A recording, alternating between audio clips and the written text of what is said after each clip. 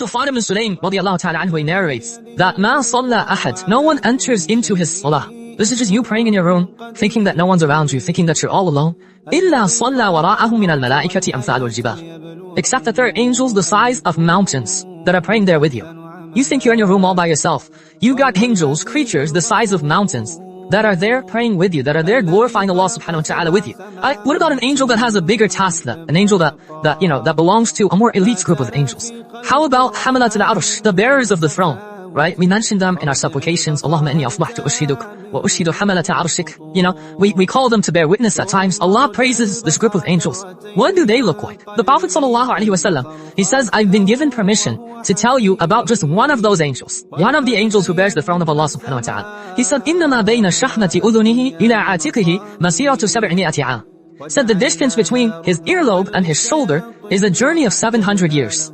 That's just from here to here. And the narration of Ibn Khuzaymah, the Prophet ﷺ said, a bird could fly that journey in 700 years. So it's not just you walking and taking breaks. If a bird just was flying continuously for 700 years, he'd only make it from here to here on one of those angels. So how do we even determine who's a bigger angel and who's a smaller angel? And what does this have to do with Jibreel alayhi salam? Al-Imam al-Suyuti rahimahullah says, the greater the task the angel has been given, the greater the size of the angel. So that tells you right away that Jibreel alayhi salam is even bigger than that. He's the biggest of the angels and the greatest in size because he has the greatest of tasks. Okay? Jibreel alayhi salam also belongs to what's known as the most elite class of the malaika. Al-Muqassimati Amra. The scholars traditionally call them, as they are mentioned in the Quran, those who apportion the command of Allah subhanahu wa ta'ala. And they are four. The first of them, Jibreel alayhi salam. And he is the angel that through him, Allah subhanahu wa ta'ala, it's very beautiful how the scholars classed it. They said through him, Hayatul Qulub, the life of the hearts. Why? Because he brings revelation. And through revelation, our hearts live. So Allah subhanahu wa ta'ala apportions through him al-Wahi. Okay, so each and every single prophet that received the revelation received it from Jibreel alayhi salam. What's the other thing that Jibreel alayhi salam does? What else does he deal with?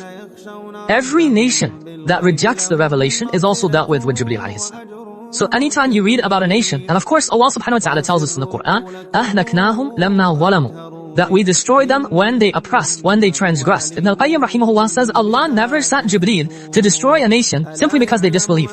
Allah sends Jibreel to destroy a nation when that nation becomes aggressive with the Prophet that's been sent to them and the believers. That's when Allah sends Jibreel. And Jibreel deals with them in a mighty way. The entire, the people of Lut alayhi salam, that entire city was destroyed by the tip of one of Jibreel's wings. They were lifted up and they were destroyed by